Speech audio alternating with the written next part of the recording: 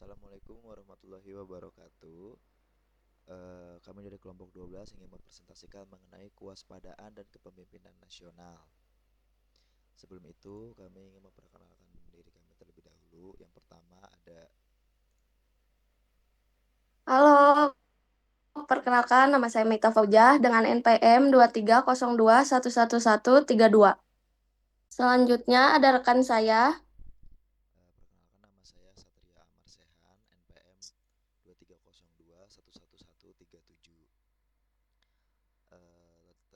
Salah satu rekan kami berhalangan hadir dengan nama Devitra Aisyah dengan NPM 2302111138. Pada presentasi kali ini kita akan mengusung 4 submateri. Yang pertama mengenai pengertian dari kewaspadaan dan kepemimpinan nasional. Yang kedua ancaman terhadap kewaspadaan nasional.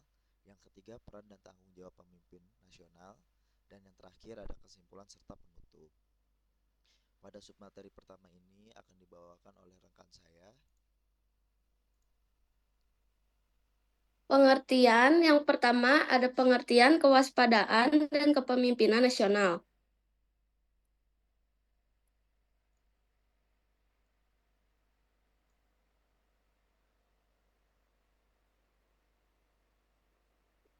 Definisi.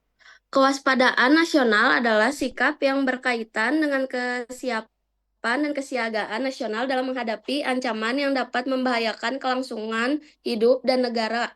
Kualitas kehidupan nasional dipengaruhi oleh berbagai faktor seperti kualitas kewaspadaan nasional itu sendiri, nasionalisme, kepedulian warga bangsa terhadap negaranya, serta kesiapan dan kesiagaan dalam menghadapi ancaman.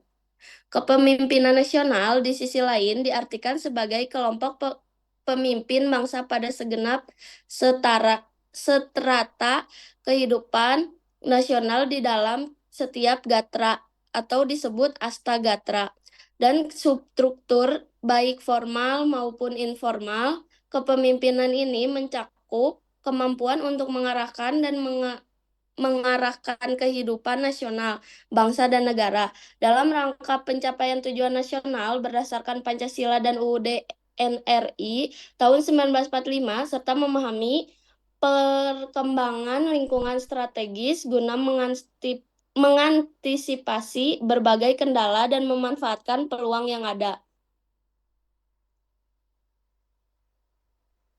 Selanjutnya, kepemimpinan nasional di sisi lain diartikan sebagai kelompok pemimpin bangsa pada segenap strata kehidupan nasional di dalam setiap gatra atau astra gatra pada berbagai bidang dan sektor profesi, baik di tingkat suprastruktur, infrastruktur, dan substruktur, baik formal maupun informal. Kepemimpinan ini mencakup kemampuan untuk mengarahkan dan mengarahkan kehidupan nasional atau bangsa dan negara dalam rangka pencapaian tujuan nasional berdasarkan Pancasila dan UUD NRI tahun 1945 serta memahami perkembangan lingkungan strategis guna mengantisipasi berbagai kendala dan memanfaatkan peluang yang ada. Kedua konsep ini, kewaspadaan dan kepemimpinan nasional saling berhubungan erat dalam menjaga stabilitas dan kemampuan bangsa. Kewaspadaan nasional memastikan kesiapan dan kesiagaan bangsa dalam menghadapi ancaman. Sementara kepemimpinan nasional memadu arah dan upaya bangsa untuk mencapai tujuan nasional dengan efektif dan efisien. Selanjutnya, ada ancaman terhadap kewaspadaan nasional serta peran dan tanggung jawab pemimpin nasional. Ancaman terhadap kewaspadaan nasional, gambaran yang komprehensif tentang berbagai ancaman yang dapat dihadapi oleh suatu negara dan strategi yang bisa dilakukan untuk menjaga kewaspadaan nasional. Beberapa ancaman utama seperti contohnya ancaman militer, ancaman ekonomi, ancaman sosial, ancaman politik, ancaman budaya, ancaman teknologi, dan ancaman lingkungan. Selanjutnya ada peran dan tanggung jawab pemimpin nasional.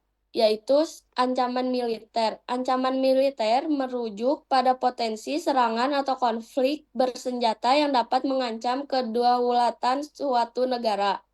Ancaman ini dapat berasal dari negara lain yang berusaha memperluas pengaruhnya atau dari kelompok bersenjata dalam negeri yang menentang pemerintah yang sah. Contohnya, termasuk invasi militer, agresi perbatasan, atau terorisme dengan tujuan politik dan militer. Selanjutnya, peran dan tanggung jawab pemimpin nasional ada ancaman ekonomi. Ancaman ekonomi mencakup berbagai risiko yang dapat mengganggu stabilitas ekonomi nasional.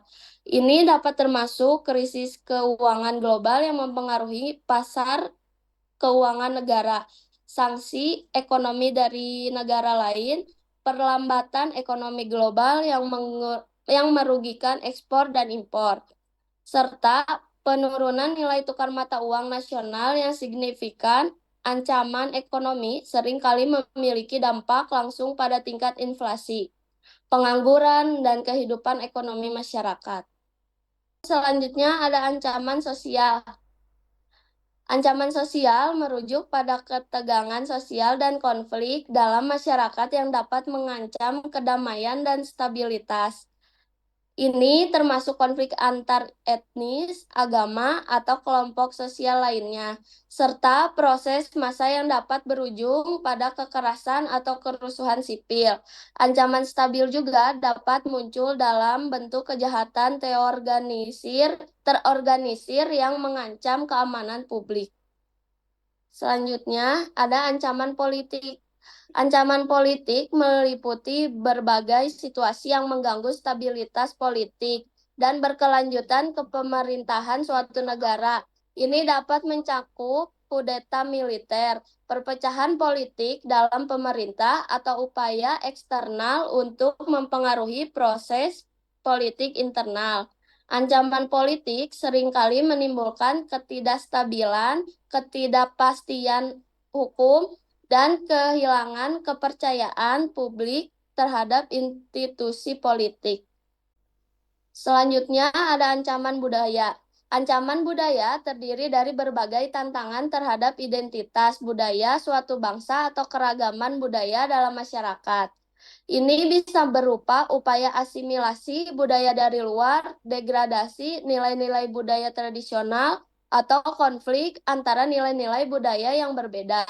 Ancaman budaya juga dapat muncul dalam bentuk globalisasi yang menggerus keunikan budaya lokal atau intoleransi terhadap keberagaman budaya.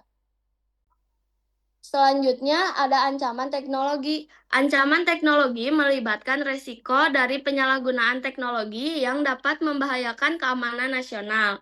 Ini mencakup serangan siber yang dapat mengganggu infrastruktur kritis, spionase teknologi yang merusak keamanan nasional, dan penggunaan teknologi untuk kegiatan kriminal atau terorisme. Ancaman Ancaman teknologi juga mencakup perdebatan etika tentang penggunaan teknologi tertentu yang dapat melanggar privasi individu atau nilai-nilai masyarakat. Selanjutnya ada ancaman lingkungan. Ancaman lingkungan adalah potensi kerusakan atau perubahan lingkungan alam yang dapat mempengaruhi berkelanjutan ekosistem nasional dan kesejarahan manusia. Ini termasuk perubahan iklim global yang menyebabkan cuaca ekstrim, krisis air bersih, deforestasi yang mengancam keanekaragaman hayati, serta bencana alam seperti gempa bumi, tsunami, atau banjir yang dapat menyebabkan kerugian besar bagi penduduk dan ekonomi nasional. Selanjutnya akan dijelaskan oleh rekan saya. Masuk ke subbab bertiga yang yaitu peran dan tanggung jawab pemimpin nasional. Peran dan tanggung jawab pemimpin nasional ini memiliki banyak ya. Pemimpin nasional memiliki peran dan tanggung jawab yang sangat penting dalam menjaga kewaspadaan nasional dan memimpin bangsa menuju pencapaian tujuan nasional. Beberapa peran dan tanggung jawab utama pemimpin nasional meliputi: yang pertama, merumuskan kebijakan efektif dan strategis; yang kedua, menghadapi ancaman dan memanfaatkan peluang; Yang ketiga, memastikan distribusi sumber daya yang adil. Lalu yang terakhir, menjaga hubungan baik dengan negara lain.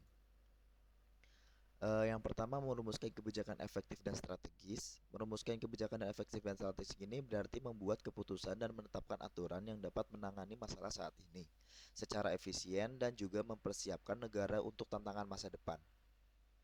Kebijakan ini harus didasarkan pada data yang akurat, analisis yang mendalam, serta pertimbangan berbagai aspek sosial, ekonomi, politik, dan lingkungan.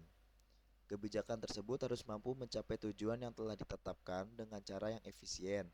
Ini berarti kebijakan tersebut harus praktis dan memberikan hasil yang diinginkan dengan penggunaan sumber daya yang optimal.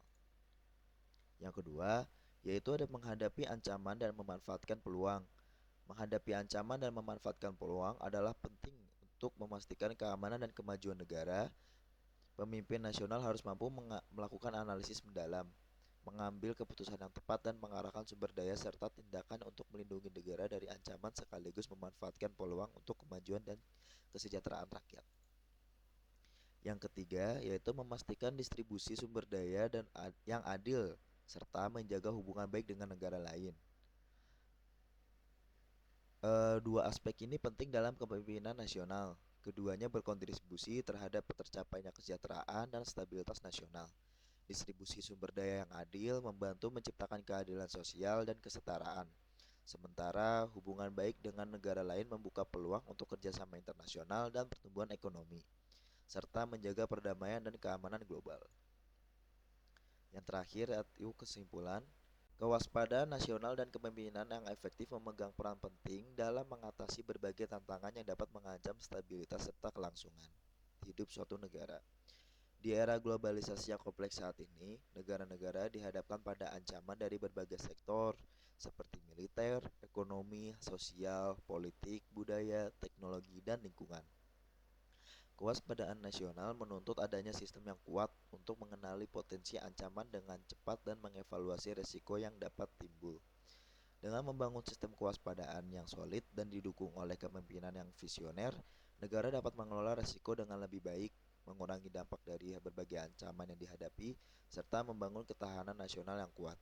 Hal ini tidak hanya melindungi kepentingan negara, tetapi juga menjamin masa depan yang stabil dan sejahtera bagi seluruh warganya.